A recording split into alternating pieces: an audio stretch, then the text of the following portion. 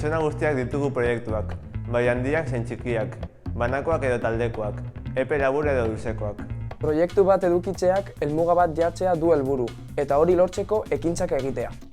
Proiektu gabe bizitzea ez da posible. Gure eguneroko bizitzari zentzua ematen dieten ideia gabe. Guztiok behar ditugu aurrera egiteko eta ikasteko erronkak, eta proiektuek aurrera emateko laguntza eskaintzen digute. Ideiak edukitzea ez da nahikoa. Hauek errealitatera eramatea da garrantzitsuen. Proiektuek gauza positibo asko eskaintzen dizkiete gazteen taldeei. Taldea interesgarriagoa egiten dute, erronkak eskaintzen dizkigutelako. Garatuz, gauza berri asko ikasten ditugu. Gure izaera garatzen laguntzen digute, eguneroko arazoei garrantzia kenduz, gugandik haratago begiratzera laguntzen digutelako. Ondo sentitzen laguntzen digute, gogobetetxe arrazoiak ematen dizkigu. Beraz, eskuartean proiektu bat duen taldeak altxor bat du. Taldean eta bakarka hasteko tresna.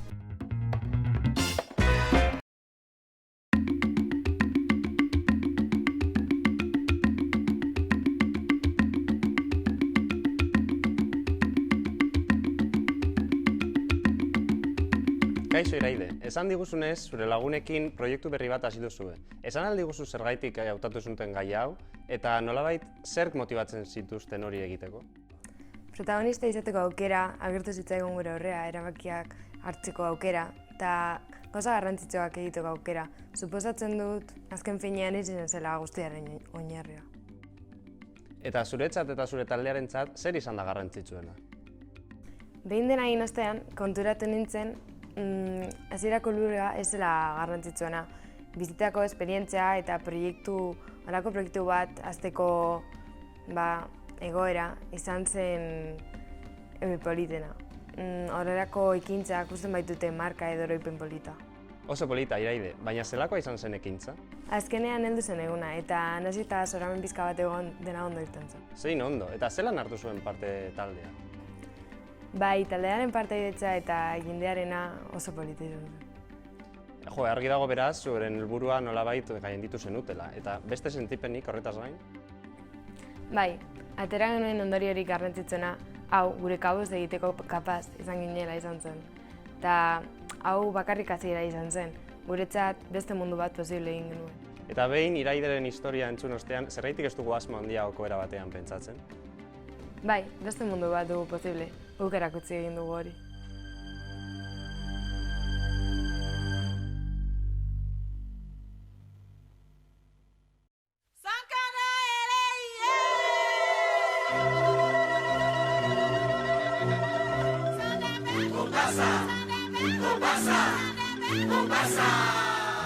Barkatu zuen zereginetatik pixka bat molestatzeagatik.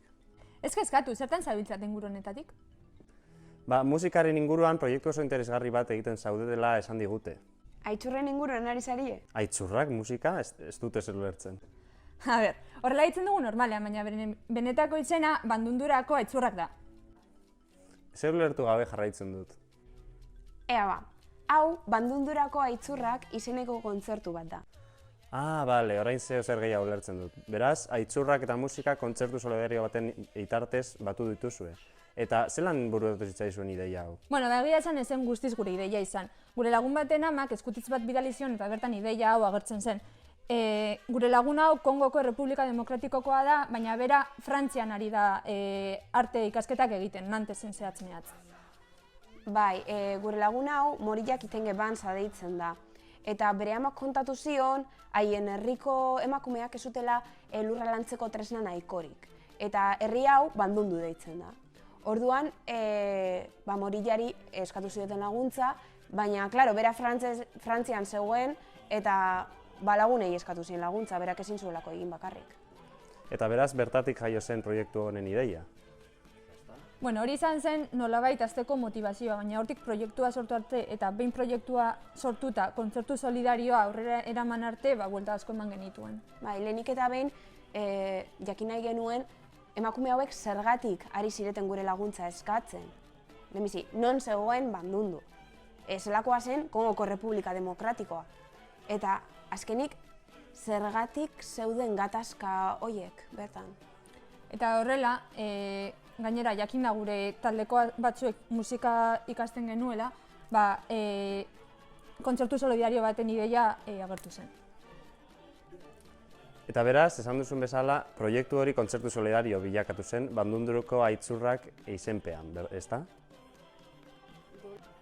Hori da, kontantzea erreza dirudi, baina gero benetan buelta asko eman genituen ideia aurrera eramateko. Bai, eta zer izan zen zaila, ba? Egin behar izan genuen lehendabiziko gauza, gure musika jotzeko gaitasuna neurtzea izan zen. Azken batean, kontzertu apropos bat emateko gai ginenala ez genekien. 50 musikari batu behar izan genituen kontserbatori desberdinetako lagunen artean. Bai, eta gero musikarien artean antolakuntzarako egin beharrak banatu behar izan genituen. Eta horrez gain, musikaria esen jendea bilatu behar izan genuen, logistika eramateko, bankuak eramateko, propaganda, dana. Eta behin hori guztia egin ondoren, dena zenuten antolatuta dagoeneko, ezta? Baitzea, mota guztietako arazoa konpondu behar izan genituen, ez da ahaztu behar musikariak garela Eta nahikoa da. Baimenak eta lokalak lortzeko, negozioetarako ahalmena garatu behar izan genuen. Beraz, hasieran pentsatutakoa baino zailagoa izan zen.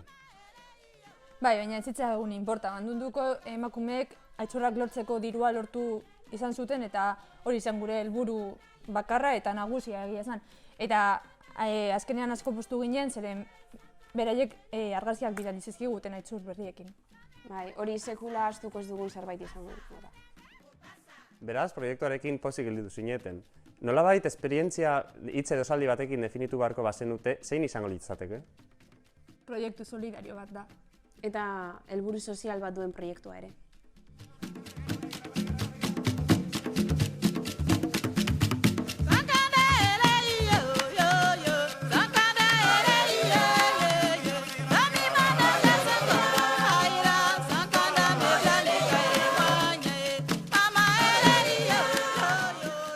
Eta bagoaz lehenengo unitatea bukatzen. Proiektu bat edukitzea, altxor bat edukitzea da. Orain, azken orrialdean daukazuen galdetegia bete dezazuen, baino ez jaku geratzen. Zuek zuzendu beharko duzue eta zuen nota jarri. Oso erraza da, eta taldean egiten baduzue, proiektu interesgarri bat hasteko aukera izango duzue. Aurrera ba, bide interesgarri bat hasi dugu, hurrengo unitate arte. Oso interesgarria. Hurrengoan komunitatearekiko zerbitzua ematen daben proiektuei buruz hitz egingo dugu.